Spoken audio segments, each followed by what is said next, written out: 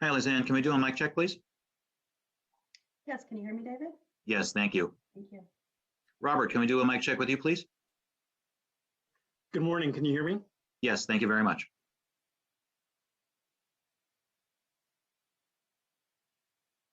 Hi, Rob. Can we do a mic check, please?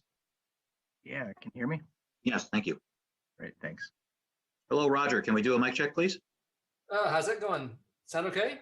Yes, thanks very much. Great, thank you.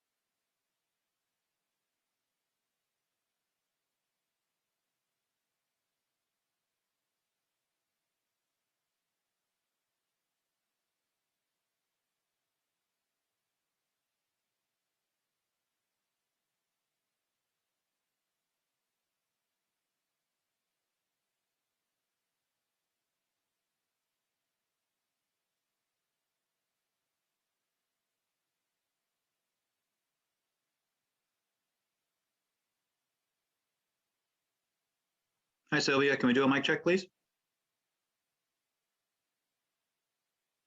You're still muted.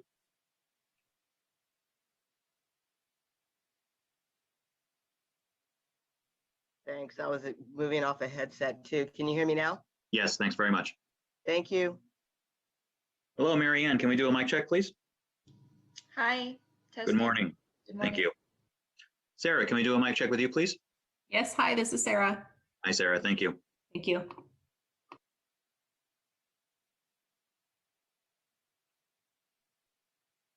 Hello, Supervisor Wasserman. There we go. Good morning. Good morning. Good morning, everybody. Oh. And I apologize. At some point, I'm going to have a recording come on my 40-year-old answering machine, but I need to get the message from the person. So I'll mute myself at that time. All righty. How are we doing, Dave, as far as Supervisor Simidian? We are still waiting for Supervisor Simidian, sir. He hasn't shown up yet. He always makes such a grand entrance.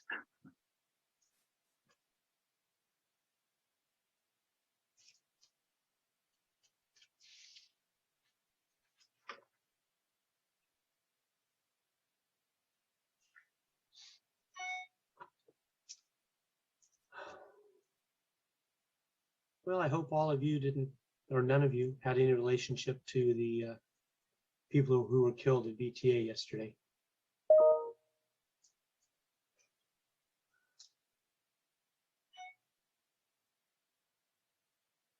I was there for 4 hours talking with the family members of those that passed, that had to wait so many hours before they get confirmation that their loved one was gone.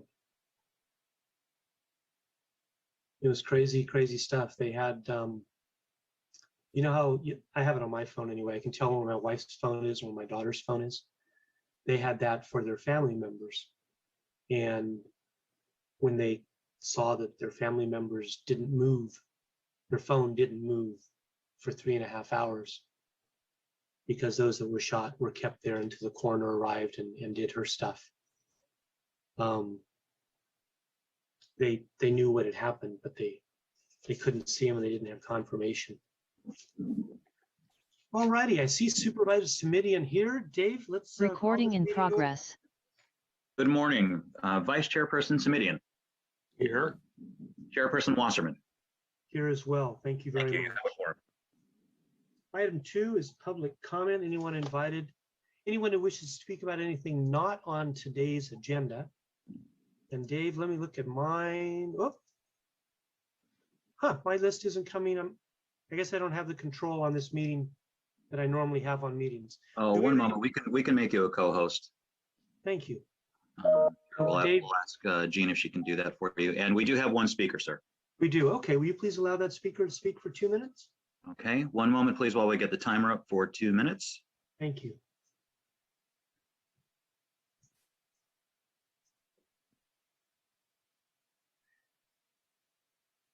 While we're waiting, it looks like we have one more person adding in.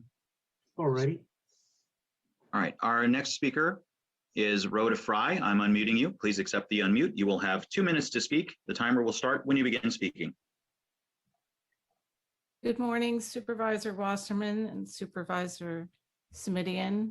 Good morning. Yesterday's horrific mass murder is a reminder of the mass murders in October, nearly a decade ago, at Lehigh's Permanente quarry that took the lives of 4 people and injured 7, including a woman in our community who was unaffiliated with Lehigh. Our children were on lockdown in the schools, and our streets turned into a manhunt war zone. This was the act of a single disgruntled employee. To demonstrate the dysfunction at Lehigh, I have enclosed in public comment, I just emailed it shortly before the meeting started, an investigation report from the fire department reporting one of several arson fires at Lehigh that not only caused air pollution, but also took valuable resources away from our community. It's about 38 pages, and it really shows the level of dysfunction. And I keep on thinking back to what happened at Lehigh, and I see parallels at VTA, where there was a disgruntled employee, and everybody knew that there was a problem, and it was left unaddressed. And I'm not casting blame on anybody. I just want to know what we can do to prevent this from happening. And certainly Supervisor Wasserman's comments yesterday were most appreciated, including that of his colleague, Supervisor Chavez, and the governor and others. To wrap up, on Monday, Lehigh's parent company, Heidelberg Cement of Germany, with few exceptions, sold all of its assets in 4 Western states to Martin Marietta, proving that it is a huge liability. The 3,500-acre site in Cupertino's unincorporated area was not part of the sale. Let's get that. Our next speaker is Forrest. I am unmuting you. Please accept the unmute. You will have 2 minutes to speak. The timer will start when you begin speaking. Thank you. This is a comment on the Muni Services Study. We have had considerable conversations with publicly agreed upon inclusions of study topics for healthcare, including dependent healthcare, mental health, and food security. And this is relating to the Stanford campus. So on healthcare, we understand this is a rarely offered as a municipal service. Hence, evaluation of healthcare issues within the planning area would require a separate study by a different consultant with experience in that work. Stanford Solidarity Network requests that the supervisors support Ash Kalra's Kalra Care AB 1400, the guaranteed healthcare for all. For behavioral health, we understand that the study includes mental health issues and services. And for food and security, we understand that the study addresses this through the municipal services study. And while there is a possibility that there could be a new policy and a program within the program itself, regardless of its status as a municipal service, this is too important a topic to leave to a comparative study of what nearby cities or universities do or do not do. Additionally, at the September 1st mobilization, graduate students asked to include partner violence and public safety, in addition to the food, mental health, and healthcare. And we want to remind the Hewlett of the importance of those topics. Further, there's 2 other Stanford studies. There's childcare, and I want to bring attention to the supervisors that Congresswoman Clark has introduced HR 1911. Childcare is the Infrastructure Act, which I understand that the counteroffer to the infrastructure package does not include childcare as infrastructure. It's become a contentious topic. Additionally, there's affordable housing. If you read the recent Stanford Daily article from yesterday, it goes into depth about student housing and the issues there about employer, landlord, and educator. So we can't wait for HR 1911 and AB 1400 because neither looks like it will pass. However, they are both valid. Employers must be encouraged to take responsibility now, so the county needs to act here to compel Stanford to fill that gap in service. Thank you. Our next speaker is Roland. I am unmuting you. Please accept the unmute. You will have 2 minutes to speak. The timer will start when you begin speaking. And if you can hold just 1 minute, please, Dave and Roland. Supervisor apologies. Gideon, I missed your hand being up earlier. Did you wish to speak before our speakers? At the conclusion of the public comment, we'll be fine, Mr. Chairman. Thank you for your. You got it. Go ahead, Roland. Good morning, Supervisor Wasserman. Through the chair, if Mayor Blankley is on the call, I would like to be behind her. If not, I will speak to her later. Thank you. No, she is not. Okay. She's not on this call. She's in a committee meeting. Okay. Then she's at VTA. Okay. Let me speak to the call. So essentially, I'd like to elaborate on the comments as follows. First of all, the voters of Santa Clara, San Mateo, and San Francisco recently approved in excess of $100 million in annual sales taxes in support of the Caltrain business plan, which includes expansion of service to Gilroy. And should this service expansion include baby bullet service, I will put it to you that the existing parking lot cannot possibly accommodate the expected demand. Second, we have an opportunity to help. We have an opportunity to help VTA out of its predicament, contributing Measure A and Measure B funds to Caltrain, just like we helped Samtrans out of the exact same predicament 11 years ago. My proposal is as follows, is that Caltrain proceed with the purchase of the Gilroy parking lot from VTA, and that VTA use the proceeds to match the contribution from San Francisco and San Mateo counties to the Caltrain capital and operating budget. Thank you. Thank you, Mr. LeBron. And that concludes our public speakers. And thank you, Mr. Leone. Supervisor Simidian. Thank you, Mr. Chairman. Two things. I had wanted to just acknowledge the communication we had from the Mayor of Gilroy on the subject. Let me just get that into the record. But as has been referenced, Mr. Chair, and as we all know too well, yesterday was a day of extraordinary tragedy, and I wondered if we might just take a moment of silence for the victims of that tragedy. As I think you may know, there is currently both a briefing and an opportunity to honor the victims at VTA. Our meeting this morning precludes attendance there, but I thought that we might take a moment just to stop and honor those folks. If we could do that. Let's do that now. Thank you.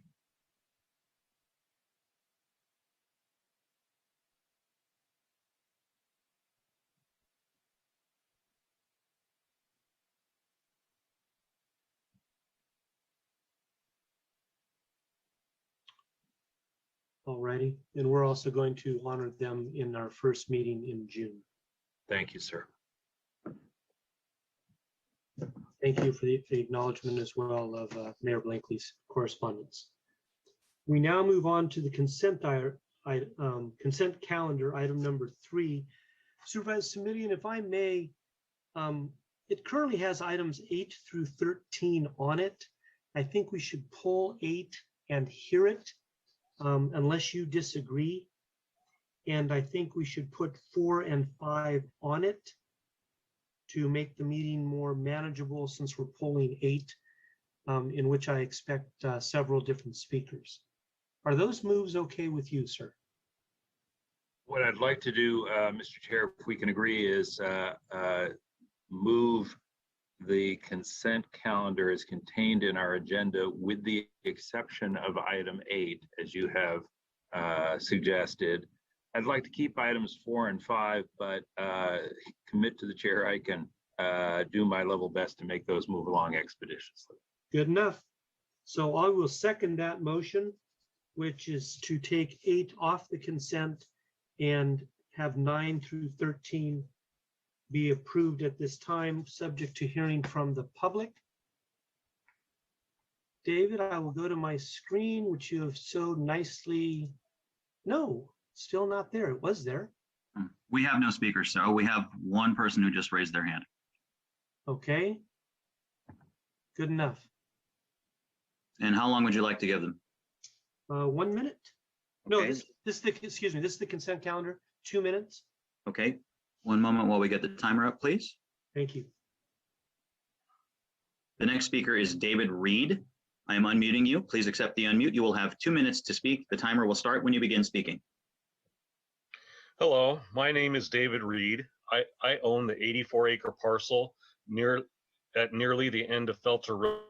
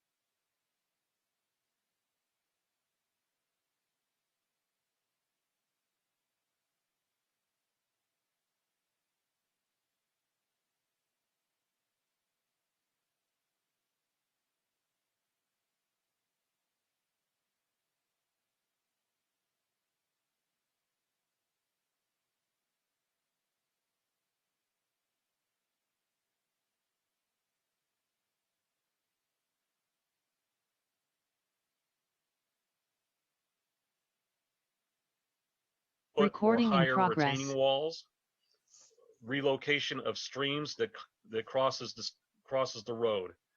Forcing me to comply with these regulations would basically render my life savings and my 84 acres worthless. That concludes our public speakers.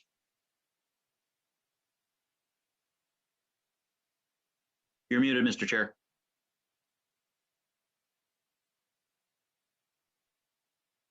Thank you.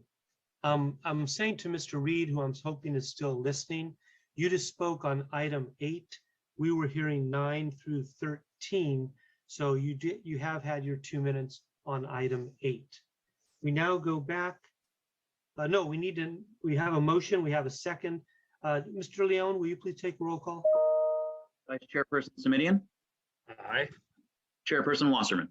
Aye. So that Thank you. passes 9 through 13 after hearing from the public. Supervisor Simidian, we're now moving on to item number 4, which is to simply receive a report, which is excellent as always. And the people responsible for that are online. So I look forward to hearing what you have to say. Thank you, Mr. Chair, and thank you for the opportunity to just hear this one briefly. I see Ms. Solov on the board here. Yep. And I just want to confirm with her that for the 7th month in a row, the Harvey Rose organization has indicated that the district has either implemented or is on track to implement all of the audit recommendations. And if I can get Ms. Solov to chime in, that will be helpful. Yes, thank you, Supervisor. That's the case, yes. Thank you. And I know we have folks from County Counsel's office, Mr. Chair, and I just want to confirm with whoever is present that recent decision-making on hydrants, and I see Jay Logan on the screen as well, Mr. Cheladin, there's been some recent decisions about hydrants within the district, and I just want to make sure that all of that work has been done consistent with the issues raised in prior management audit, and that it's all been done with approval as to form and legality by County Counsel's office. Is that the case? That is the case. Thank you, Supervisor Savitian. I can confirm that it's all been reviewed carefully and is in full compliance. Thank you. Thank you. And then, Mr. Chair, I wonder if we could get just a very brief report on the status of Station 8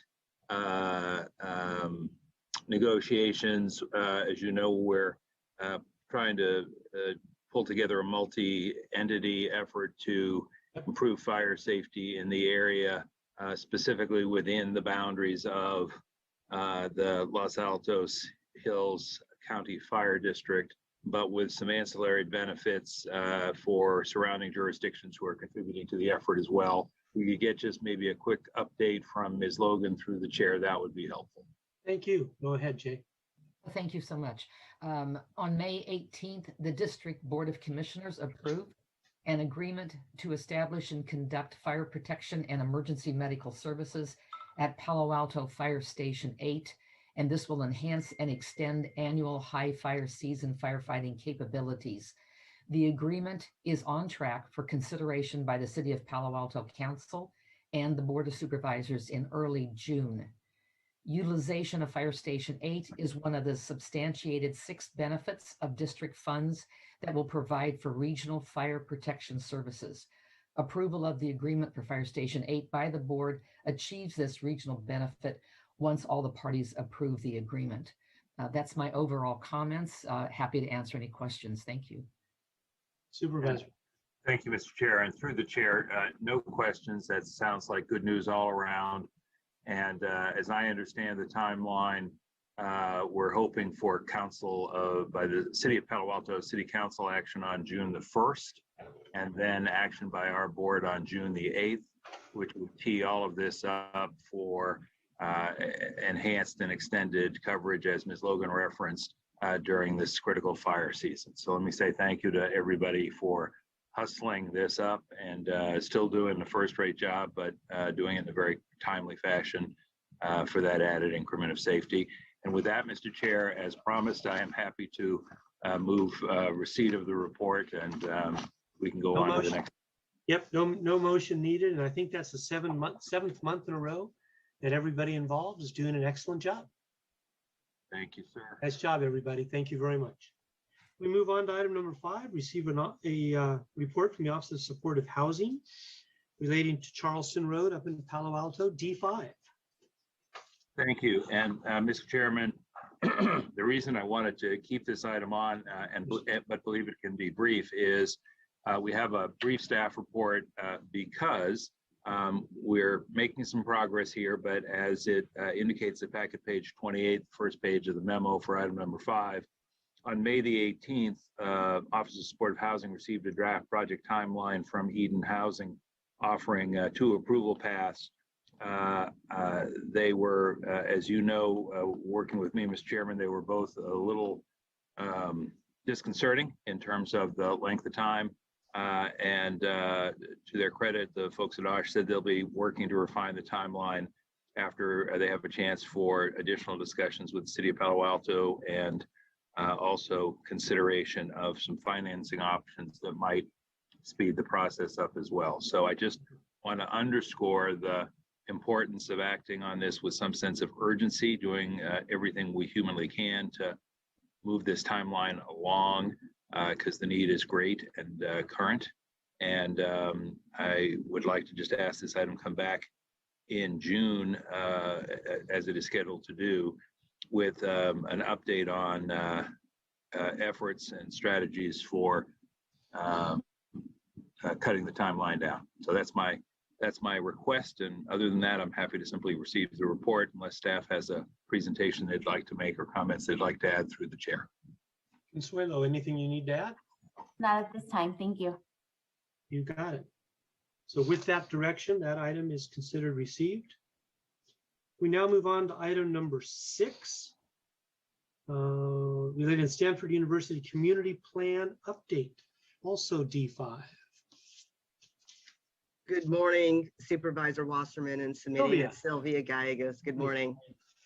I'm here to present this item along with Jeff Bradley of M Group, a consultant that's managing the Stanford Community Plan update. And we also have with us Andy Belknap, who is a partner with Management Partners, a sub-consultant to M Group that is leading the municipal services study. So let me just take a moment to set the table. You will recall last year in February, we did receive a referral to update the community plan, review the three-party agreement among Stanford, the county, and the city of Palo Alto, and conduct a number of studies. And it's set forth in a staff report that's attached in your packet.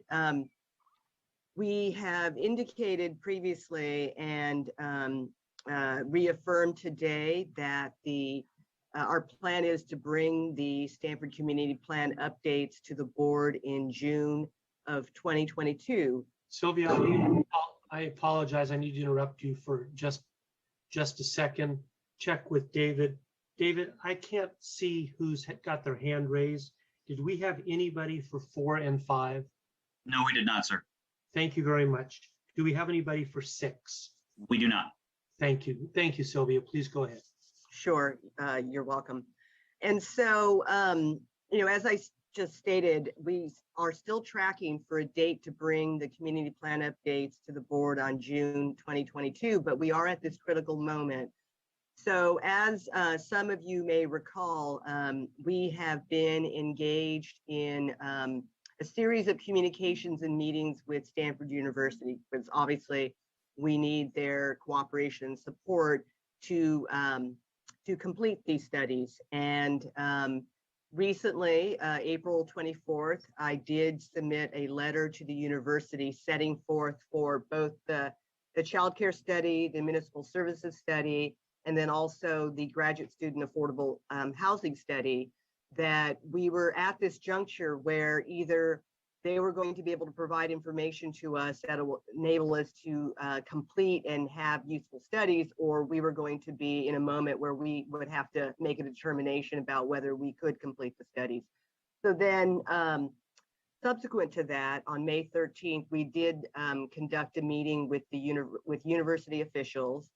And I wanted to have Jeff Bradley and, as necessary, Andy Belknap describe where we are with respect to the municipal services study and also the graduate student affordable housing study. But before I did, I wanted to explain to the board, or the Hewlett Committee, that with respect to the child care study, the request we received was to postpone our study, our survey work that would inform the child care study to 2022.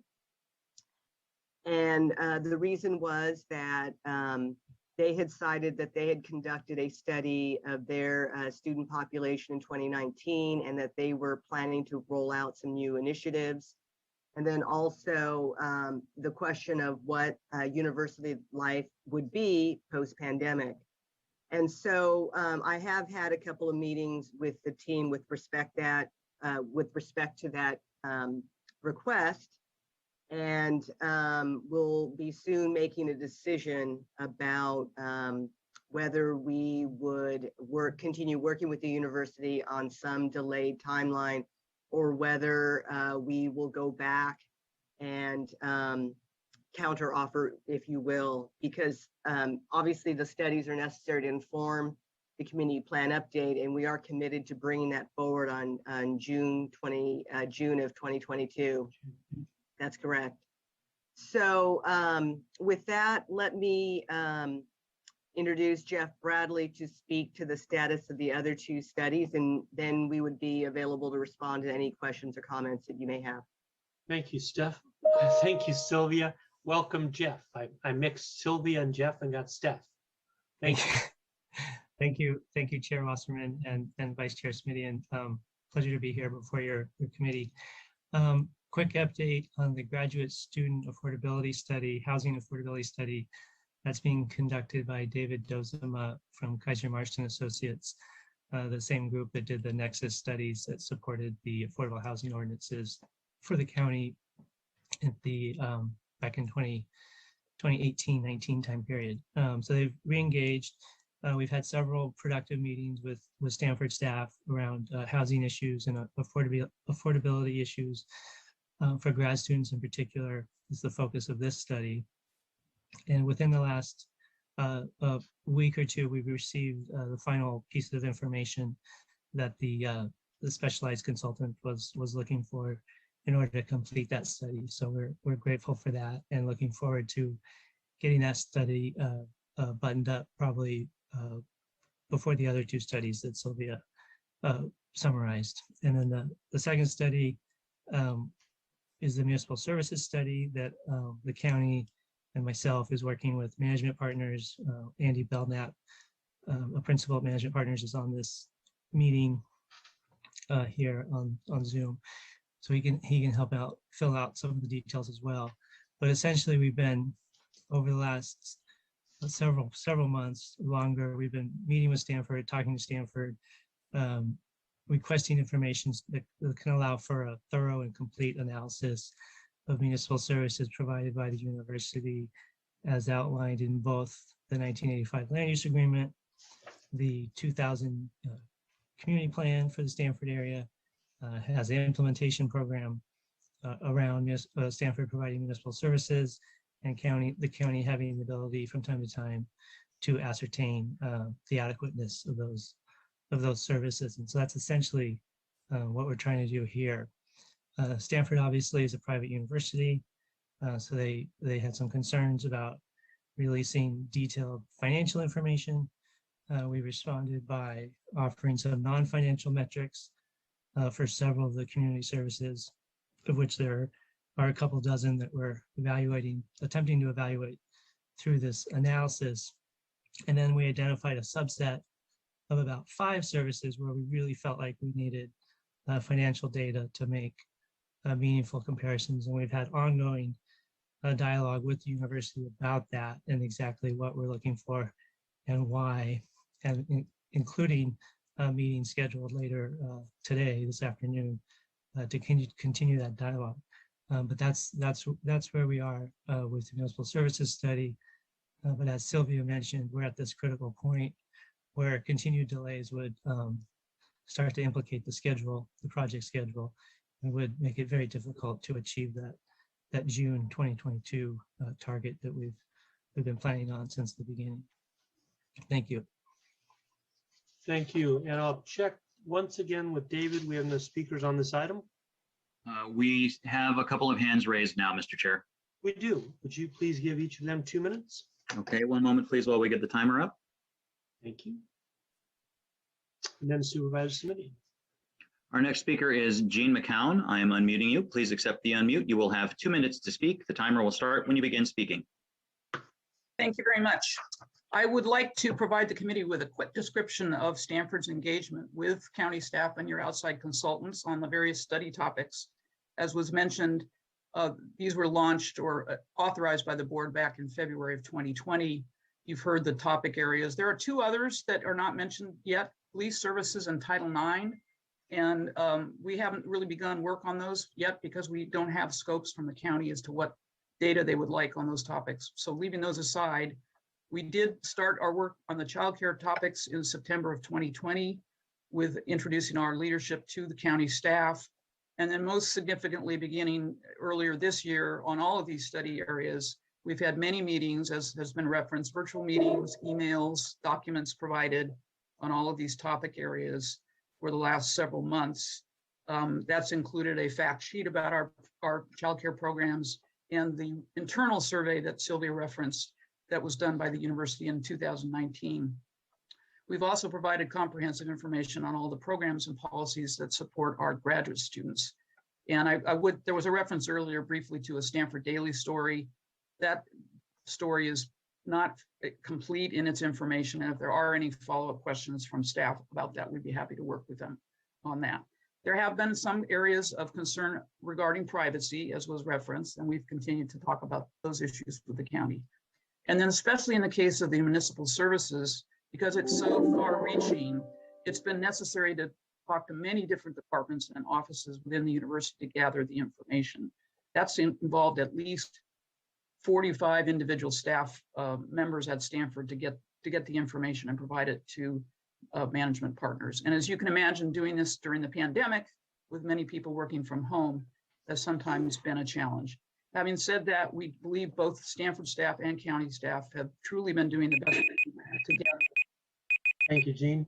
Our next speaker is Aaron Effner. I am unmuting you. Please accept the unmute. You will have 2 minutes to speak. The timer will start when you begin speaking. Thank you. Good morning, Supervisors Wasserman and Smidian. My name is Erin Effner, Stanford. You just heard from my colleague, G. McCowan, on some of our work to date on the community plan amendments. But I just want to take a quick moment to introduce myself to you. In January of this year, I replaced Catherine Palter in Stanford's Land Use and Environmental Planning Group. And since coming here, I've been pretty heavily involved with the information exchange to support the community plan amendments, and I've enjoyed getting to know several folks on county staff through the work that I've been engaged with so far. And I know that the county, you know, as we've kind of talked about here today, will be sort of pivoting from sort of this data gathering to some report preparation and ultimately policy formulation. And we'd like to just express that we're very interested in working with county staff on developing the policies and other content of the community plan amendments. We've had some great initial and informative conversations around housing and transportation, and we love the opportunity to continue those discussions and collaborate on those policies related to those topics, and again, you know, other topics that'll be weaved throughout the community plan amendments. So just wanted to speak today and express that I'm looking forward to working with the county more, both on the community plan amendments, other long-range planning efforts, and land use items in the future. Thanks so much for your time. Thank you, Aaron. Our next speaker is Forrest. I'm unmuting you. Please accept the unmute. You will have 2 minutes to speak. The timer will start when you begin speaking. Thank you, Supervisors, for the opportunity to speak. I'd like to speak about the municipal studies for healthcare, behavioral health, and food insecurity. And I'd like to ask the supervisors on behalf of Solidarity Network at Stanford University to please consider increasing the funding for these studies. I understand that the scope of these studies has expanded and that the difficulty in obtaining data is much greater than typically which would be expected, as there's something of a firewall, so to speak, that prevents access to data that usually would be available.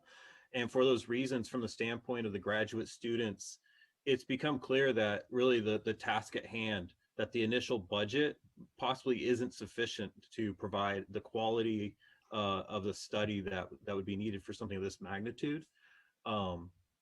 Further, I'd just like to reiterate that on childcare and healthcare, Ash Kalra's Kalra Care and Clark's HR 1911 really shows that these 2 points are incredibly important as a municipal service. It's even being debated on a national level, but I think here in Silicon Valley, it's somewhat settled that these are services, and that some of the debate back and forth between what is a service and what is not isn't necessarily relevant anymore. I think these are answered issues. Further, the Stanford Daily article was incredibly insightful that was published yesterday. I read it several times and I've been engaged in quite a few discussions. I don't think there's any inaccuracies there. As a PhD from Stanford University in civil engineering with an expertise in topics like housing, I saw it was spot on. And the last one is, I do want to commend Stanford and welcome aboard the new administrator. I looked in and I see now that we have someone with a very solid background in CEQA, and I really look forward, I think everybody does, to seeing that new discussion. Thank you. Our next speaker is Gabriella Bassell. I am unmuting you. Please accept the unmute. You will have 2 minutes to speak. The timer will start when you begin speaking. Hello, thank you for letting me speak. I am a graduate student at Stanford University, and I wanted to express my agreement with Forrest's comments just made and reiterate how important food security is as a municipal service included in these studies. We realize there may be some miscommunication between all of the relevant parties involved in deciding what goes into these studies, but food security is indeed a big problem faced by many of the students on Stanford campus. I also wanted to address this Affordable Housing Daily article brought up a few times, which cited, which as Forrest said, is very accurate, was very highly resourced in the data it collected. And I wanted to note one of the most important facets that one of the most important things this article pointed out is that the cost of living assessment Stanford performs each year sets a certain rate for housing, how much housing should cost to fall in that affordable cost of living, and not all of Stanford's available housing is under that line. And finally, I wanted to address what Sylvia brought up, that Stanford wants to push back some of this data collection until 2022. And as Sylvia mentioned, the SCP update, the community plan update, is also coming in June 2022. So I wanted to express on behalf of Stanford graduate students that we would like these surveys to be performed sooner rather than later to make sure that there's ample time to collect all of the relevant data. As multiple people have mentioned, public speakers and county representatives alike, it's very difficult to collect this data, and we are all on the same page that we just want to do the best we can. So thank you very much. I'll see the rest of my time. Thank you. That Sylvia. concludes our public speaker. Thank you, David. Sylvia. Sure. I'm sorry, I saw your hand raised. I thought you had additional comments. I don't believe I have my hand raised. Sir. All right, stand by. Supervisor Simidian. Thank you. A lot of ground to cover here, Mr. Chair. Ms. Gallegos, if I could sort of address these remarks to both you and to the consulting team. So I'll ask them to perk up their ears and folks who are doing the various studies. Thank you. I wanted to express continuing concern about the difficulty of acquiring the information that our county needs to perform its work in a professional manner.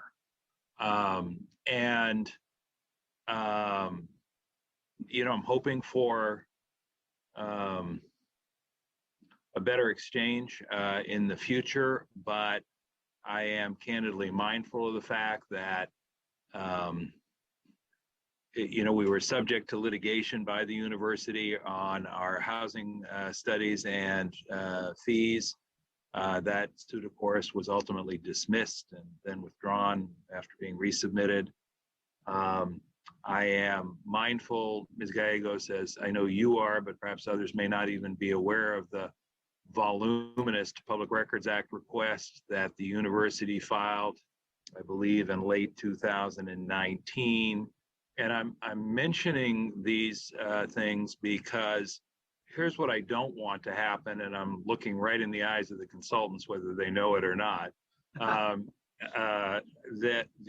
I don't want everyone to work hard, do a good job, give us their best efforts, only to then have your good work challenged or litigated because of information that is not in the reports when you have sought out that information early and often.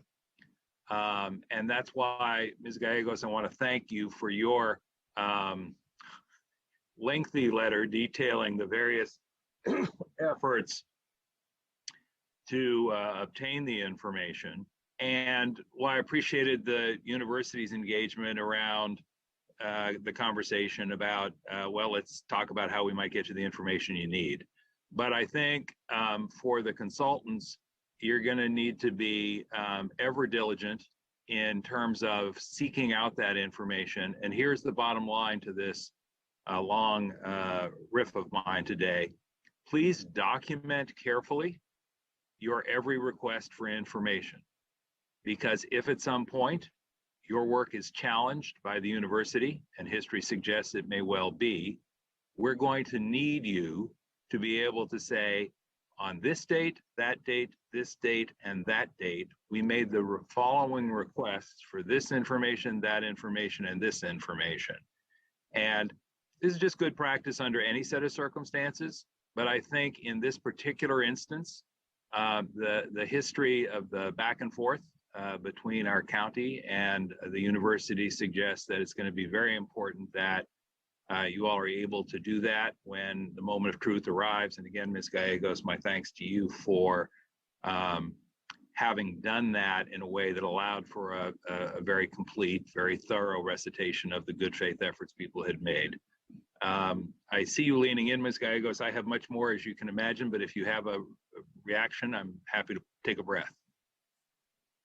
Only to comment that, in fact, we are continuing to document our efforts, and we'll supplement what we've provided in the past with respect to that. And thank you for that. And then as to the issue of the university being a private university, and here again, I'm looking at the consultants, but I'm also looking at our legal team and our planning department. Yes, it is a private university. Yes, I respect the fact that it's a private university. That being said, it's a private university that signed a tri-party land use agreement in 1985, explicitly stating its desire to be unincorporated and its commitment, therefore, to provide municipal services, precisely because it did not want to be incorporated. So at this point, now 35 years later, you know, I think my reaction would be you can't have it both ways. That if you want to be unincorporated, and if in support of that position, the commitment has been made by contract that you will provide municipal services, then by definition, we have to be able to assess whether or not those municipal services are being provided. And that means the information has to be available so that we can make that determination. For all intents and purposes, the university has taken it upon itself, and I want to underscore that. This was a desire of the universities back in the mid-1980s. The university has taken it upon itself to be a quasi-governing body by assuming the responsibilities for these services. Well, again, we can't document that those services are being provided if we don't have the data that is necessary. So I think it begs the question to say, well, but we're a private university. Yes, you're a private university that asked for the opportunity to remain unincorporated and provide these services, which means that we have to have the data to know that that part of the bargain has been honored. As to the childcare delay possibility, let me just say, I look forward to hearing more from staff on this, but my first reaction is I would take a dim view of a further delay. I think it's important to note these conversations are an outgrowth of the work we did on the GUP, which work commenced in 17, 18, and 19. Excuse me.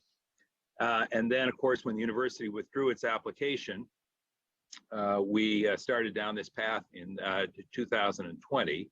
We're now in 2021.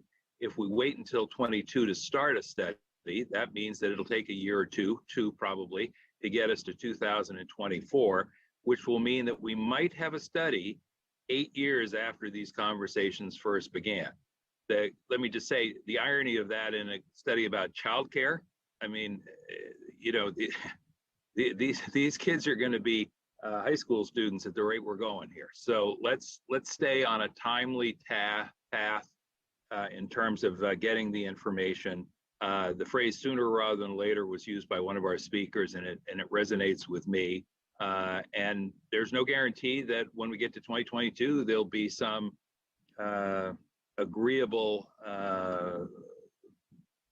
path forward in a joint effort. So I'd rather take the proverbial bird in the hand rather than two in the bush, and I'd rather move sooner rather than later, as I say. I want to just go back to the June 2022 target for bringing these items forward and ask if this is real, and here's what I don't want to have happen, Ms. Gallegos and team. I don't want the fact that there is a lingering study or report or research effort that is outstanding to deter us from taking action in the first half of 2022 on other items. So I'm just going to say, for example, let me just pick the easiest. One of the items that's in the staff report, page 7 of 8, packet page 36, is the relocation of possible future school site designations. And obviously that'll be done in collaboration with the local school district and the university itself. But for example, there's no reason why that couldn't be done in June, even if we didn't have all of the rest of these studies and reports done. Am I right about that, Ms. Gallegos? I know that's not ideal, perhaps from staff standpoint, but we could just do it and say, let's take at least a single step or two along the way.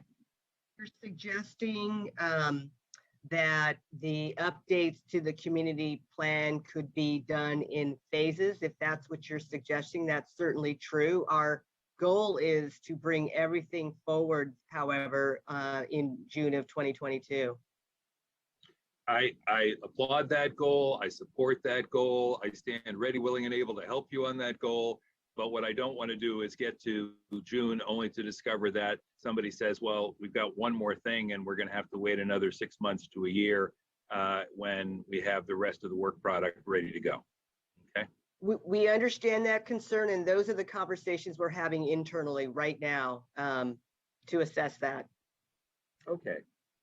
Thank you for that. And then I did hear the concern, and it was the first time I'd heard it. So, and maybe I should have heard it previously, about whether or not we had sufficient funding for the scope of work that is required. Do we have sufficient funding for the scope of work that is required? If not, I'm happy to carry the issue to our board and seek the necessary funding. So let me refer to Jeff Bradley, because we have heard from the graduate students with respect to their concerns about the scope of this study. And we believe that we're addressing at least 2 of the 3 within the scope. So let me ask Mr. Bradley to speak. Before we do that, to that point, I mean, my understanding is that food insecurity is in fact being looked at in the municipal service study. So let me ask that very directly of Mr. Bradley and or our other consultants. Yes, Supervisor Smitty, we are covering the food security issue within the municipal services study.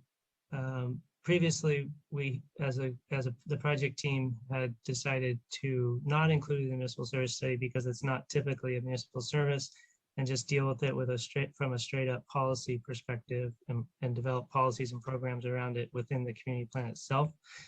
However, upon the request from the grad students, we did work with Andy Belknap from Management Partners, and he agreed to evaluate it within the study to generate information around it that could be used to help support policy and program development.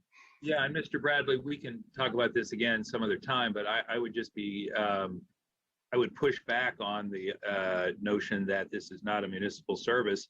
You know, the county government is the municipal service provider for the unincorporated area, and the food stamp program, now known as SNAP, also known as CalFresh, is a program and service provided through our county government, and you know, not just in the unincorporated area, of course, but for the entire county. But in as much as it is delivered as a service through the county, I think there's room for conversation there. I'll just let it go at that, and wanted the record to reflect that.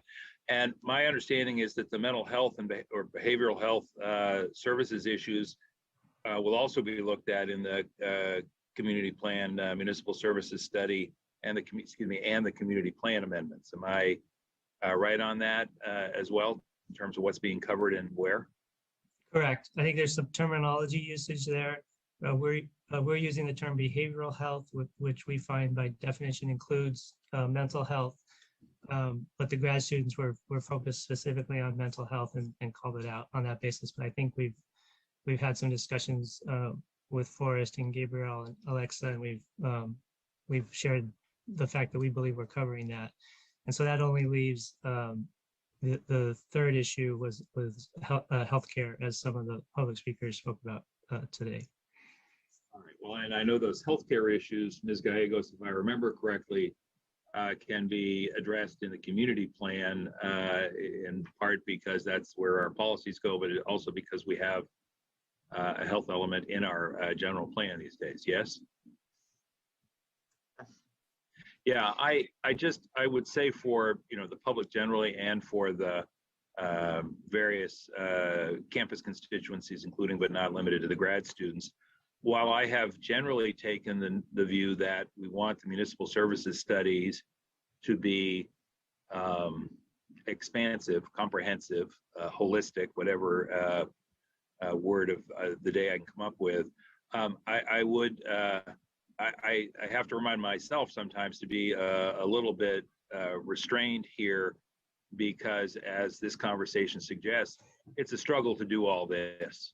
And so at some point, I think we need to just say, let's make sure that we can get the job done on the things that are central to the effort and do that job well.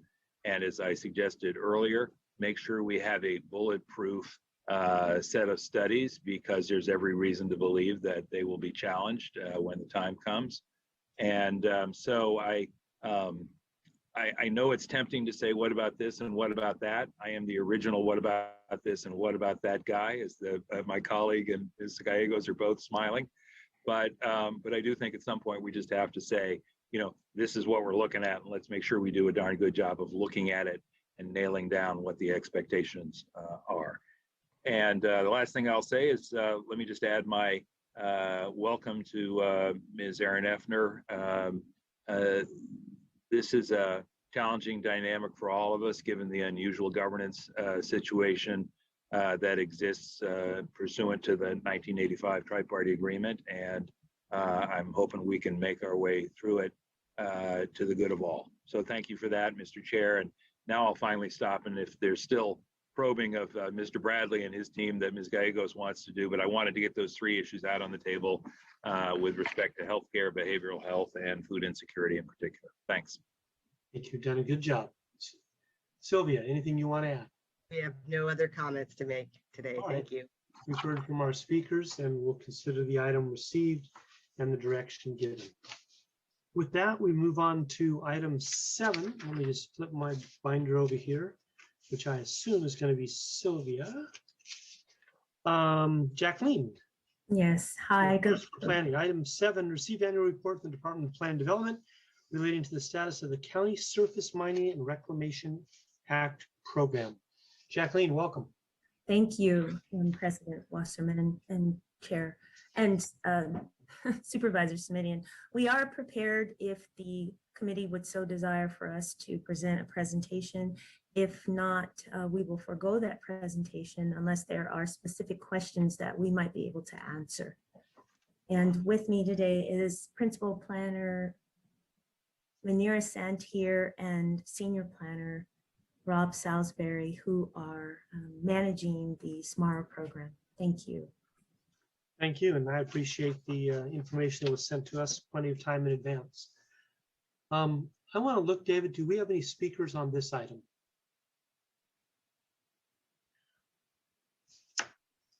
We do have 2 speakers, Mr. Chair. My apologies, I was muted by accident.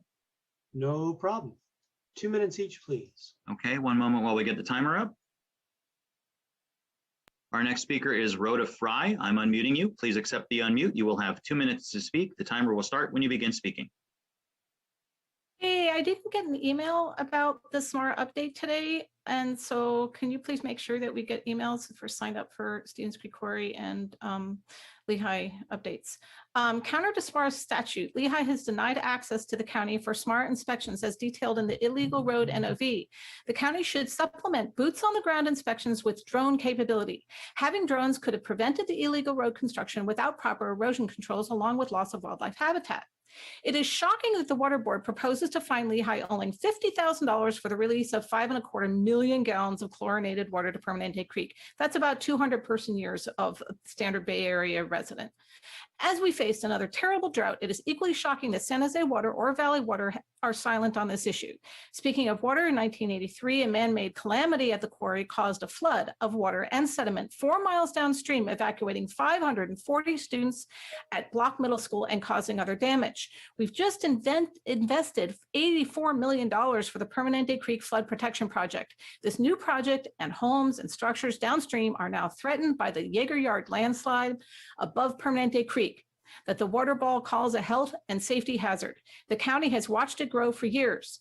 Please get Lehigh to fix it. They've explicitly excluded it from its 2019 reclamation plan. Meanwhile, the county has required Lehigh only to earmark $60 million for reclamation. Compare that to the 84 previously mentioned. I don't think it's enough money. It is telling that Martin Marietta excluded Permanente as part of its acquisition of Lehigh's assets in 4 Western states. It is a liability. We need to make sure that it is not our liability. Finally, I'm concerned that Lehigh is considering industrial activities that are outside of their permit and vested use, and hope the county investigates these promptly. Thank you very much. Thank you. Our next speaker is B. Beekman. I'm unmuting you. Please accept the unmute. You will have 2 minutes to speak. The timer will start when you begin speaking. Hi, Blair Beekman here. Thank you for this item. Boy, it's been a tough couple of days. I'm really sorry for what's happened and what you guys are probably going through at this time. It was a really good public comment, the previous public comment. She spoke at the Board of Supervisors regular meeting, I think, this week. And it just reminded myself, I have a lot of lack in how I talk at public comment time. It seemed like an appropriate time to just kind of thank yourselves for allowing me to speak at public comment time. I don't have a ton of facts and information, but I try to provide good information. I try to provide a heart to matters and ideas. And thanks a lot for your patience all these years as my descriptions of things and my talking about public comment items or agenda items. So for this item particularly, I know there are issues in Morgan Hill and the Cupertino quarries that has been a major source of contention lately. And in fact, the Cupertino quarry situation that I thought an issue that was being resolved and modified with less and less amount of new construction and rebuilding has actually been, it had become an issue again that I hope you're addressing, and that addresses, as minimal amount of development as possible. And I just wanted to remind yourselves of the importance of those ideals, and I hope we can work towards them. Thanks a lot. That concludes our public speakers. Thank you, David. Supervisor Simidian, is there any questions that you have of our staff that are here today? Yes, just a few, Mr. Chairman, and I was pleased that we finally had a topic that wasn't just District 5, but then I realized that the challenges are mostly, if not exclusively, in District 5. So thank you again for accommodating these conversations. Let me just ask the planning staff, I know we have a SMARA report before us, but obviously, if we're going to talk SMARA, we kind of have to talk in the context of the whole situation here with various sites and what's happening on at each of those sites. I just want to make sure that my understanding is correct, that at the Lehigh site, that we're in a sort of an interesting catch-22 at the moment, which is we have an application that is deemed complete, but we can't process that application without an EIR. We can't process the EIR without first getting a check from the applicant. And the applicant has told us that they're not going to send us a check. Is that where we are? Yeah, that is. That is correct. Supervisor Simidian. Rob saying yes. And is there a path towards resolution, or is that, or we just, or it just sort of sits where it is where it is, and we'll see how it turns out? Well, Rob Eastwood, planning manager, I'll start, and absolutely other folks in the department jump in. It's an interesting quandary. Lehigh has made intonations in their written correspondence to us that they have no intentions to pay for the IR, and of course the county can't move forward until it has funds. I think it's known to the board and the Hewlett Committee. Lehigh has pursued the litigation route on a related item related to vested rights. And it's our observation, they're pursuing that as perhaps a resolution to the dispute between the county and Lehigh on how to move forward with the project. But to your direct question on what the county does on the IR, again, we are at a standstill. We can't move forward. We're talking about actions that we could take that perhaps put the application on hold until we get funds. But at this point, this is where we're at. All right, and thank you for that. And then, Mr. Eastwood, thank you. That was a helpful opportunity for me to segue to the issue that you referenced, which is the vested rights discussion, which, if I remember correctly, you've told us previously you wanted to bring to our board and plan to bring to our board prior to the end of this calendar year. And let me just ask, and I don't know if this is where the county counsel's office leans in or not, but presumably that's linked to the litigation in some way. Are we still looking at a vested rights discussion at our board by the end of the year? That's the plan. And Jacqueline, please jump in with any more details. We're working on it as we speak and plan to bring it to you ideally in the fall of this year. Okay. And this is Tony Lopresti for the County Counsel's Office. Just to clarify, that timeline is not linked to the litigation. It's proceeding independent of the litigation. Great, good, all right. And then also, tangential, I admit, but since, as I say, it's all of a piece, I know there's been some deliberation and some thinking about the silo repair work and whether or not it did or did not require a permit by virtue of the nature and extent of the work. Is that still a conversation that's in progress? Has a resolution been made there? What's the status there? Jacqueline Onshano, Director of Planning and Development. That is a conversation that is still in process. However, Lehigh has submitted a building permit at the request of the county for us to conduct a special inspection in accordance with Section 107 of our building code. Okay, thank you for that. On the I believe it's is it the Serpa quarry? Is that the proper pronunciation? Yes, it is. Thank you. We have some issues there regarding financial assurances, yes? That is correct, yes.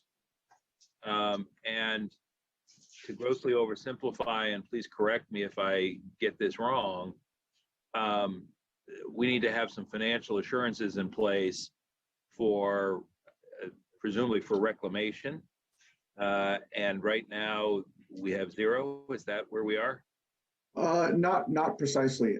And this is Rob Salisbury, Senior Planner of the Department of Planning and Development. For Serpa Quarry, we actually have a financial assurance mechanism. We have a bond totaling $98,000. The issue is that the financial assurance cost estimate that has been submitted by Serpa Quarry for the last several years has specified that it would take $0 to fully reclaim the quarry.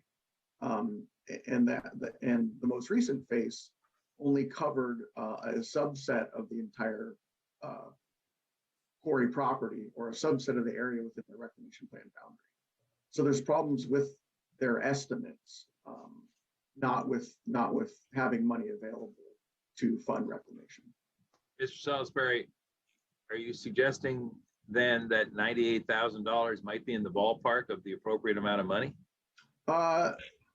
Yes, although I say that with a little hesitation because, again, we haven't gotten what I would consider to be acceptable faces for several years. But $98,000 was the most recent financial mechanism that was approved, and the site has not been actively being quarried or serving as a quarry site for quite some time. They have been conducting reclamation activities on the site. So we do feel cautiously optimistic that $98,000 would be sufficient. But again, we'll only know that once we get a face submittal from the operator that covers the entirety of the quarry. Yeah, I'm certainly not in a position to second guess. I'm not familiar with the operation, but I just know, and I'm going to look Mr. Wasserman in the eyes on this one. You know, there's not an awful lot that can get done for $100,000 these days. You know, we heard from somebody at the outset of our meeting who's got, you know, one piece of property that he's sunk $2 million into, according to his recitation. So $100,000 just makes me nervous. So I will just raise the issue for staff's consideration and further review as you go forward. I understand. Thank you. I understand the dynamic now, and thank you for correcting me on the fact that there is, in fact, a chunk of dough out there. I guess. But if the estimate is 0 and all we have in hand is something less than 100,000, just makes me very nervous, and I want to make sure staff stays on top of it. And then Stevens Creek.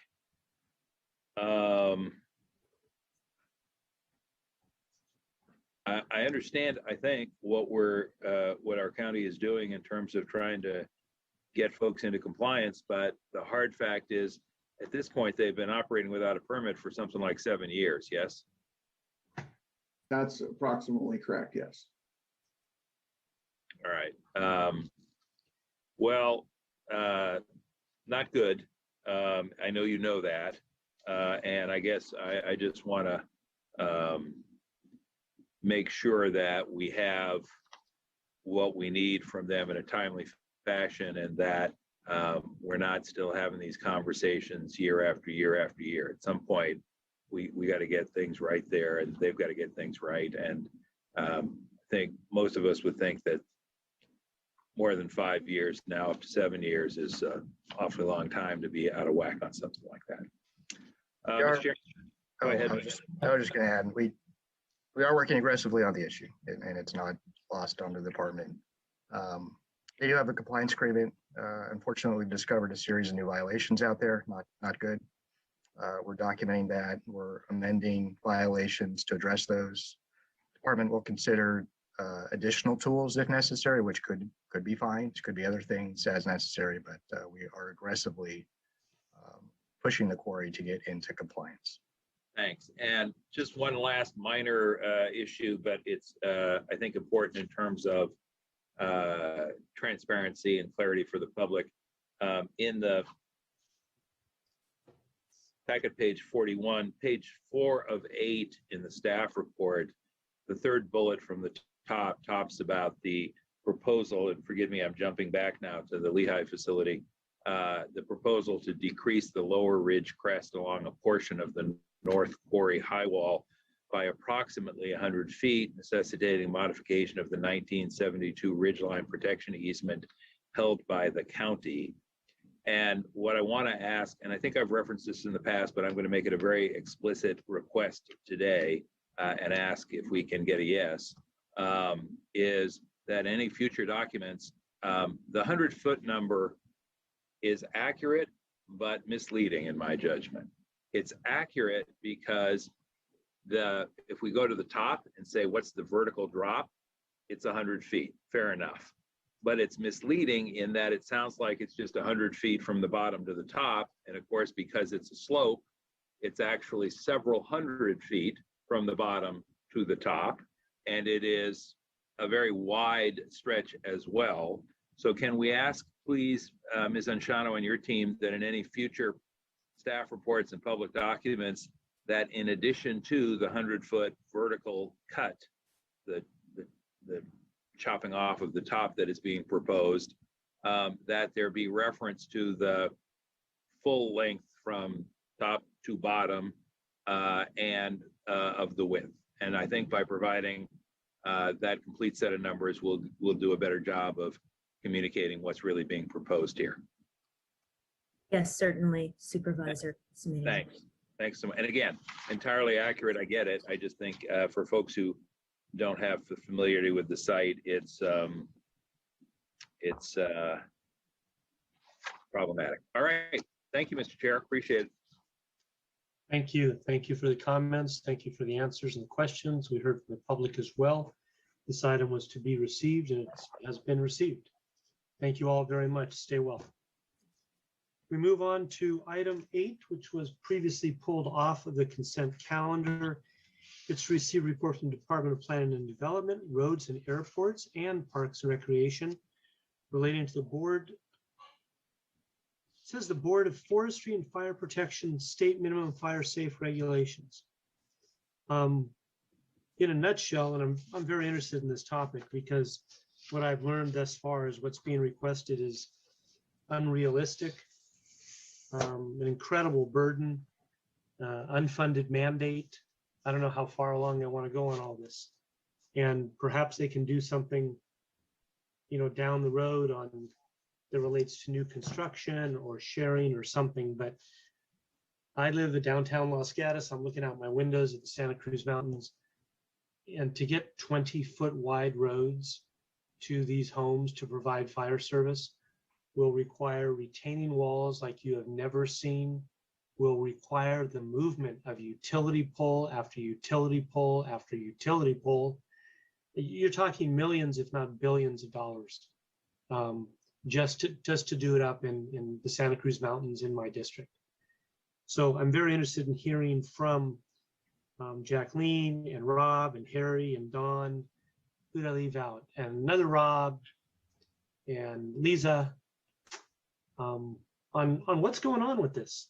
What do you think is happening? What should we do? Please, Supervisor Simitian, with your approval, I just got on the soapbox and spoke. Is it all right with you if we hear from our staff members at this time? I'll take that as a yes. All right, who wants to open up on what's going on here, what we should do, letter to the state? I mean, CAL FIRE are really, really, really good people that I've worked well with for 11 years, mostly in South County. And I certainly understand the desire to have a 20-foot wide road so you can get fire engines and paramedics there. My son and his fiance bought a home in Mill Valley last year. Driving to his home from downtown Mill Valley, there are 2 very large trees where only 1 car at a time can pass. Mill Valley has a miniaturized fire truck. They have a miniaturized postal service truck. They have a miniaturized UPS and FedEx truck, simply to get to those homes past those 2 trees, which, by the way, continue to grow. So I'll stop for a minute. Jacqueline. Yes, thank you. So we are prepared to present to you the issues as we have worked through them. Lisa McKyle, Rob Eastwood, planning manager, Lisa McKyle, principal planner, and also our interim planning manager. Robert Kane, our associate planner, will present the item. We've been working with Harry Freitas, members of our fire marshal's office, Don Rocha and his staff for many, many months on this issue, and along with county council has been at the table. Many, many months we've been working on this item, and we submitted an off-agenda memo to the board. Robert Kane will present to you the issues we've discussed and some of the approaches that we've discussed moving forward. Robert Kane. Thank you. And Robert, let me just preface, you've got, well, all 5 supervisors are wonderful, but I can attest for me and Supervisor Simitian as doing our homework. We've got a 90-page report here. I started at the beginning on Friday and I finished it on Sunday. The item here is very concerning to me. I'm more concerned about the solution. I see what it is that is desired by the state, but I'm really interested in what it is staff and the collaboration that Jacqueline just described, what you're recommending. Thank you, Chairman Wasserman, Vice Chairman Simitian. Let me share with you our presentation, and hopefully we will be able to address the issues that you raised. As our director said, this is a collaboration between many departments within the county. And we understand that wildfire risk is something that is an important issue throughout California. For the past 5 summers, there have been some of the worst fire seasons in the state history. And there's now a renewed focus on how the state and local jurisdictions can reduce the risk to life, habitats, and property in the areas prone to these fires. The county has long discouraged intense development in the rural hillsides through our zoning ordinance and general plan. We also play an active role in reducing risk to the community through the Community Wildfire Protection Plan and activities such as vegetation clearance, prescribed burns, and education programs. The county is generally supportive of the state attempts to further reduce risk and the loss of life. As background, every parcel in California is classified by the primary fire responder, the federal, state, or local government. Of the nearly 500,000 parcels in Santa Clara County, over 11,000 parcels are in the state response area, including most of the county's rural hillsides. Each area within the wildland-urban interface is separately rated for wildfire risk, very high, high, moderate, or low. The local very high fire hazard severity zone includes another 7,600 parcels in our county, mostly within the incorporated cities.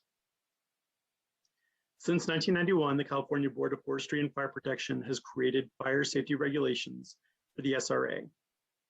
CAL FIRE is the primary responder and responsible for enforcing these standards. These regulations apply in the SRA regardless of the risk level. And beginning on July 1st of this year, state regulations will also apply to the local very high fire hazard severity zone. These regulations apply to on-site improvements such as driveways, defensible space, and water supply. And they also apply to access issues such as roads and bridges leading to the site. The existing regulations are ambiguous as to whether they apply to existing roads. And until recently, CAL FIRE did not require upgrades to existing roads prior to approving construction in the SRA. But they are now requesting such upgrades for all projects on roads that do not meet their standards. This includes projects previously approved, but now seeking modifications, extensions, or building permits. CAL FIRE may issue an exception to these standards, however, has not done so for any of the projects in our county in the past few months. The denial of an exception is appealable to the local jurisdiction, and we expect the county to begin hearing these appeals soon. The Board of Forestry is also in the process of updating the state minimum fire safety regulations. The draft circulated for public comment on April 23rd includes several key changes from the existing regulations. The proposed amendments would create separate standards for new roads versus existing roads. They provide exemptions for the they provide very few exemptions for the regulations, and most construction would trigger at least compliance with these existing roads standards all the way to the project site. While county roads in the area met the appropriate standards at the time they were developed, many would need to be upgraded to comply with the proposed Board of Forestry standards. The public comment period is now open, and the Board of Forestry will meet on June 22nd to consider adopting these draft amendments. Staff supports the goals of these regulations, as well as the proposed standards for new residential subdivisions, commercial, and industrial development. However, we are concerned about the applicability to small-scale private residential development and county facilities such as parks. A single property owner may be asked to upgrade an entire length of road, which will benefit several properties. In many areas, such road upgrades that are triggered by any construction are simply not feasible or would be severely damaging to the environment. Staff is also concerned that significant improvements to hillside and mountain roads would act as a growth-inducing factor. It is important to note that existing funding sources are not sized for major improvements to roads. The gas tax fund, for example, is intended for maintenance, not capital improvements. Yep. The proposed amendments are adopted as currently written. Staff sees 3 possible outcomes. In order to balance property rights while still respecting state standards, staff would recommend that we establish guidelines of when exceptions are warranted in order to streamline the decision-making process and remove bias or the appearance of bias. The following slides highlight staff's concerns using examples from the county. The Department of Planning and Development is most concerned with existing neighborhoods located in the hillsides. Specifically, the requirements being placed on a property owner if they wish to add on to, rebuild an existing home, when the last undeveloped lot on a road comes in for permits. There are nearly 1,200 parcels in these 7 neighborhoods alone. There are over 300 miles of county maintained roads in Santa Clara County that are covered by these regulations. Over 55 miles of these roads are narrower than 20 feet, which is the Board of Forestry standard for new roads. Existing roads under the proposed standards may be as narrow as 14 feet, provided they have frequent turnouts and are cleared of vegetation. Some county maintained roads are as narrow as 10 feet. Some of these roads developed over time, starting as wagon trails over a century ago. And many have very low traffic volume. The county is focused on preventative and corrective maintenance on such roads. Widening to 20 feet or adding turnouts or clearing vegetation provide logistical and environmental challenges in addition to costs. Many mountain and hillside roads are constructed along watercourses. Widening such roads would require encroachment into the creek or massive cuts into the hillside or both. Roads along steep hillsides face similar issues. Roads with tight switchbacks often do not have the space to increase turning radii, reduce slopes, or widen lanes. All these projects have the potential for land acquisition issues and would also require the removal of vegetation, including mature redwoods seen here. Bridges in the covered area must also meet Board of Forestry standards. As drafted, 22 county maintained roads do not. Historic bridges are difficult to bring up to standard, but all bridge improvements are difficult. The permitting process to rebuild or widen bridges involves multiple agencies, the local, state, and federal level, due to concerns over water quality, wildlife, and other environmental resources, and can take years. Parks and open space are a highly desirable use of land in these areas, but are often within the high-risk areas for wildfires. The county maintains 26 parks or parks managed properties within the covered area. Development of buildings and facilities necessary to support and enhance public access would likely trigger the proposed fire safety regulations, despite how low impact open space recreation is. There may also be requirements and pressure on the county parks to provide new secondary egress or evacuation routes serving private development. Changes to road access may not be possible due to topography, environmental impacts, or adjacent property rights. Where feasible, improvements will likely have substantial costs and impacts on the natural environment. The Mount Madonna Master Plan, for example, approved in 2017, would require the widening of half a mile of roads and the clearing of over an acre of vegetation, including mature trees. In summary, wildfires will continue to be an important issue, and the county and state will continue to try to mitigate the risk posed by them. The way the CAL FIRE is currently enforcing state standards is impacting development projects, and staff expects this will continue.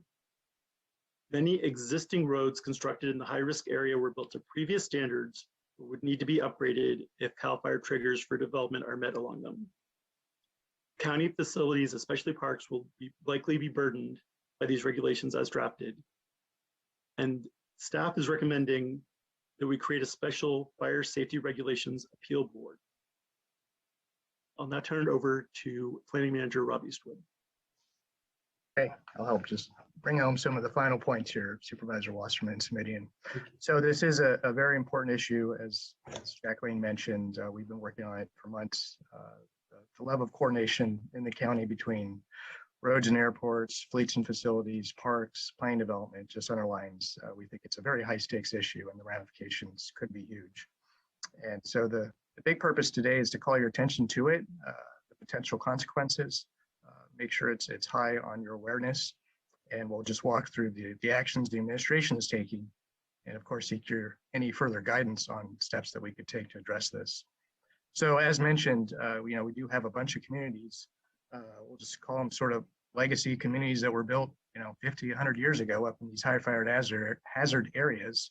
And the county with its partners and the fire marshal's office and elsewhere does everything it can to help these communities with defensible space and improvements where needed. And those are investments that we continue to put into these areas to have safe communities.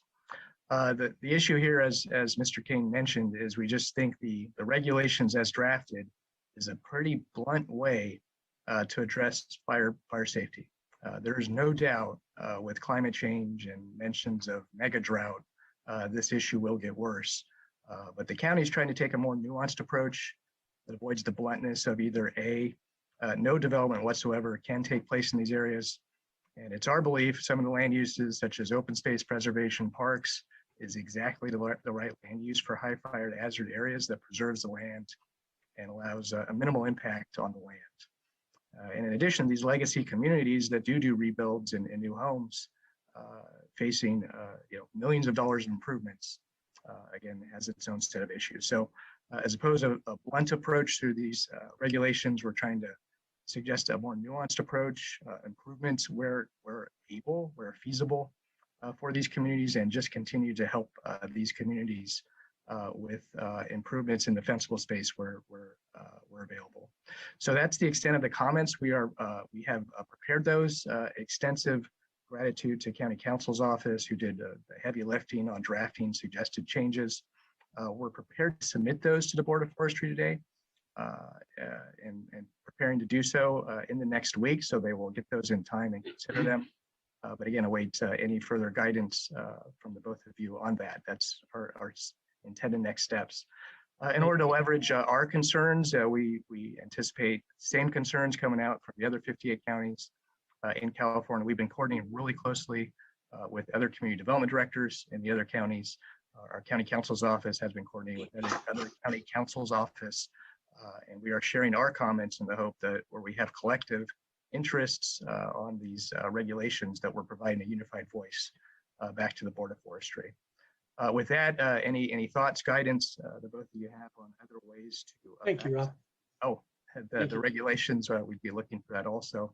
And I'll just close up by saying that in addition to that, you'll see soon an ordinance that we need to put forward just to deal with the amount of appeals that will start to come through the county process. So with that, thank you again for the time. Again, a large effort here to present this to you. I think our next slide is sort of acknowledging all the folks that worked on this. And I'll go ahead and close up, and we're all available to answer any questions. Thank you. Thank you. Let's get to our speakers first, David. 2 minutes each for the two that we have. Okay, one moment, please, while we pull the timer up.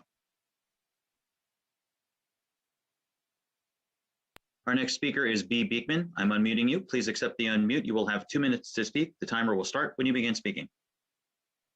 Hi, Blair Beekman here. Thank you very much for this item.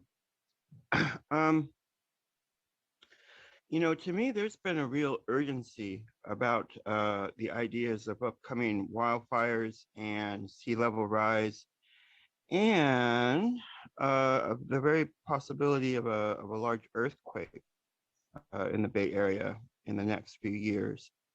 I guess as a place to start, I've been trying to mention the possibility of a large earthquake in the year 2023 that may be on our horizon, that I hope we're considering. I don't know how correct that information is, but for me to offer that here and make it an open process, I've been driving myself crazy trying to, try to sound decent about it and not crazy, but, just make it a goal to have to be considering.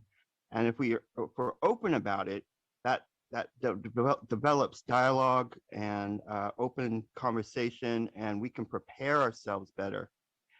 And so that's the information that I'm understanding. I don't know how correct it is, but if we're having a big earthquake in 2023, plus considering, wildfire seasons and sea level rise and climate change issues, I hope all of these factors, to be hearing this from a person of the public, can just give yourselves a good wake-up call in what you need to be considering and working towards at this time. And I guess it's the purpose of public comment to just remind yourselves what you to focus on what you need to be working on. I don't know what exactly you officially need to be doing for this, but this is how I'm understanding our Bay Area future in the upcoming years. I hope you can take this information and it can serve you well and help with your direction, what you need to do with this item. Thank you. Thank you. Our next speaker is Margaret Belska. I am unmuting you. Please accept the unmute. You'll have 2 minutes to speak. The timer will start when you begin speaking. Hi, this is Margaret Belska. I'm one of the homeowners that's impacted by this issue, and I've been speaking with many of the folks that are presenting today. I have two requests for clarification and then one concern. So my first clarification is, I have been speaking directly to CAL FIRE, and I hear planning saying that CAL FIRE is now enforcing these stricter regulations. Every time I speak to CAL FIRE, they insist that they don't enforce anything, that all they are doing is providing recommendations, and they are insisting to me that planning has full authority and power and jurisdiction to do what they wish with those recommendations, such as ignore them and not require them. So I would like some comment on that. Secondly, I'd like some clarification on the county's understanding of the new revisions to this requirement, because as I understand it, the new revision does not require any modification to existing dead-end roads. The only requirement is 20 feet of clear width if there are no turnouts. And then my final concern is with the new appeals process that planning is proposing, for that to be an internal appeals process within the planning division, based on lack of technical understanding, whereas my preference would be that appeals continue going to an impartial body such as the Planning Commission, with the more technical members of the planning staff providing comment. That was it. Thank you. Thank you. Our next speaker is Barton Heckman. I am unmuting you. Please accept the unmute. You'll have 2 minutes to speak. The timer will start when you begin speaking. Good morning, Chair Wasserman and committee members, and thank you for the moment of silence earlier in the meeting. I'm Bart Heckman. Many of you know me as I have actively worked with county planning for more than 2 decades. I'm speaking today as a county resident concerned about the future of my county and not on behalf of any client. I believe that the county recognizes the risk associated with CAL FIRE's new tact of aggressively asserting state access requirements. CAL FIRE is effectively saying that all county roads that do not meet the state standards are unsafe today. Ultimately, that would mean that it is the county's responsibility to make all of those roads safe at taxpayer expense. It can't push that cost onto individuals who just happen to submit an application for property along a road that needs improvement to meet those standards, as CAL FIRE wants you to do regarding nearly a mile of Felter Road, which is the road that Mr. Reed was referring to earlier but didn't name. Any condition imposed by the county must be imposed at the proper time and must meet the constitutional rough proportionality test. Your planning director said at a roundtable last week that the county would be hard-pressed to overturn a CAL FIRE position on appeal. But the county is charged with making constitutional decisions, and it would be the county, not CAL FIRE, that gets challenged for imposing unlawful conditions. In my experience, the county has always addressed the safety of access and processing permits and has done a very good job of historically ensuring that there was reasonable emergency access to new development. I urge the committee to recommend to the board that the county join with the other counties and push back on the state regulations, because we factually know from decades of successfully accessing fires and putting them out that while implementation of these state standards might be ideal, they are not necessary for existing roads which reasonably allow emergency access in their current condition. Thank you for your time and attention to this important issue. Thank you, Bart. Our next speaker is Collier Buffington. I'm unmuting you. Please accept the unmute. You will have 2 minutes to speak. The timer will start when you begin speaking. Collier, are you there? Asking you to unmute. Collier? Hello? There we go. Go ahead. Okay. Thank you, Chairman Wasserman and the committee. I just want to to add my voice in support of the planning department's position on this. That is the county assert its control and create an appeals process that enables the county to regulate these matters within the county. It's my experience that dealing with the large state bureaucracies is fraught with many problems. Is a frustrating exercise, and the local counties with knowledge of the local conditions are in a better position to make decisions that affect development. Thank you. Thank you. And that concludes our public speakers. Thank you. Supervisor Simidian, start with you. I have no further comments, Mr. Chair, except to say that I had planned to ask that this come off consent, just as you had planned to ask that it come off consent, and because I think we're in for a tough ride on this one, and I think candidly we don't know where we're headed, we don't know where it's going to go, but I do want to ask the staff to keep us fully informed as we go through this exercise. I don't think we know yet whether this will be the planning equivalent of Y2K, meaning a lot of noise, but not much real difficulty. I'm not inclined to think so. I think this is going to be a very tough one to thread the needle on. And so I appreciate staff's report today, and would just ask that they sort of keep us in the loop a little more than might otherwise be expected on a technical matter like this, because I think it's going to have real impacts. Let it go at that for today. Thank you. Thank you. I'm going to join in too. When I saw this, extremely concerned, extremely happy to see all of your faces and departments working together, collaborating between legal departments and all the other departments represented. As Supervisor Simidian said, this is a problem coming down the road. You just heard from some speakers who said, well, it's up to the county. And you heard from one speaker say, CAL FIRE said, well, we're not going to do anything. Well, if there's a law in place and somebody wants to build a road, I don't know what the cost per mile is with the retaining wall, but I just did a little bitty bit of construction, and $100,000 goes in a minute. And these road requirements are just crazy. I called it an unfunded mandate when I opened up my speech. And when the state imposes something on counties to do something but doesn't help provide funding to make it possible, I don't think that's right. I'm glad they've got a $75 billion surplus. If they want to do something like this, I hope that they provide funding in some sort, some manner to the residents, something. I understand and acknowledge the importance of having access. That's huge. The individual responsibility of cutting back brush on our county roads falls on us.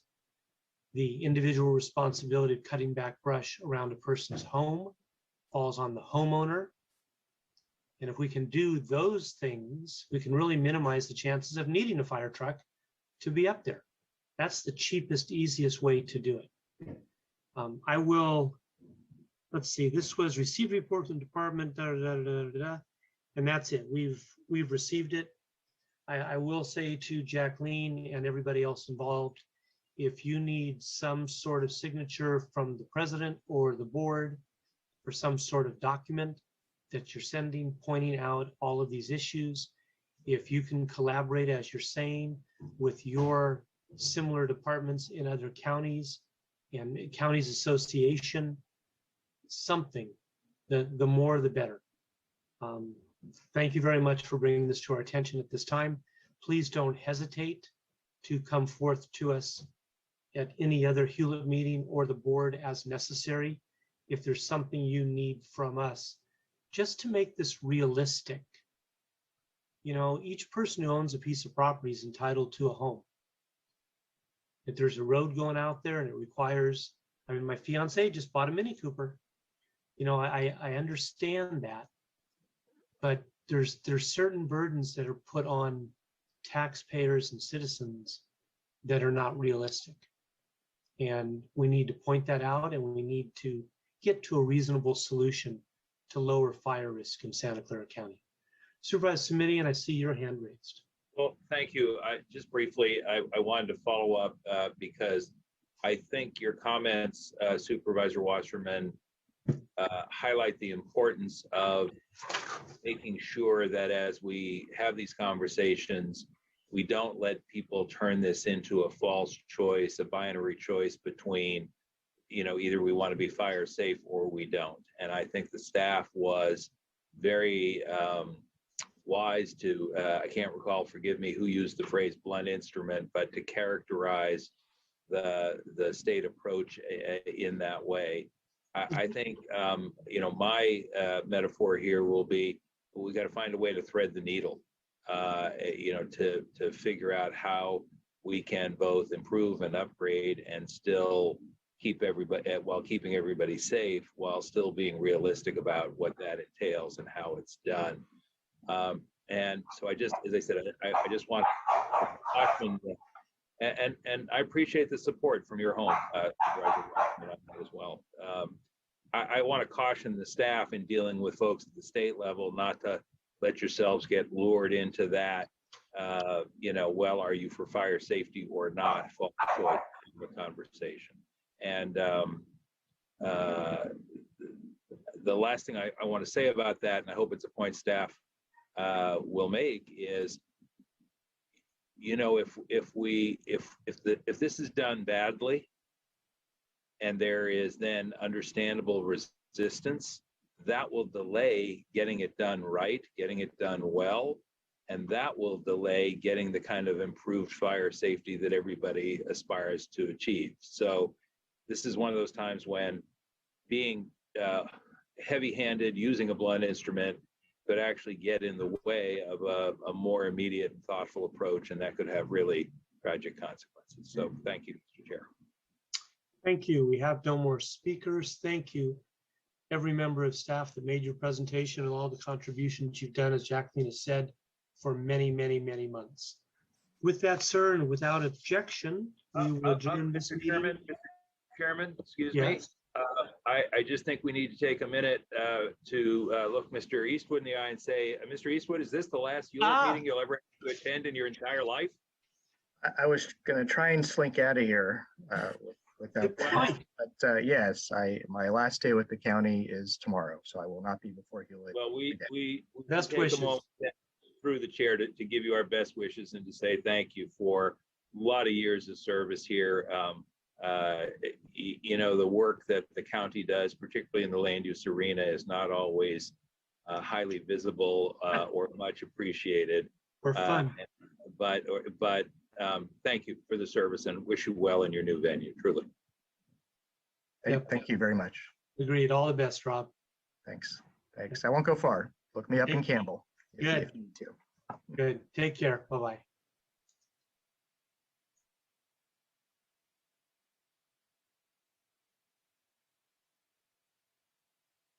Recording stopped.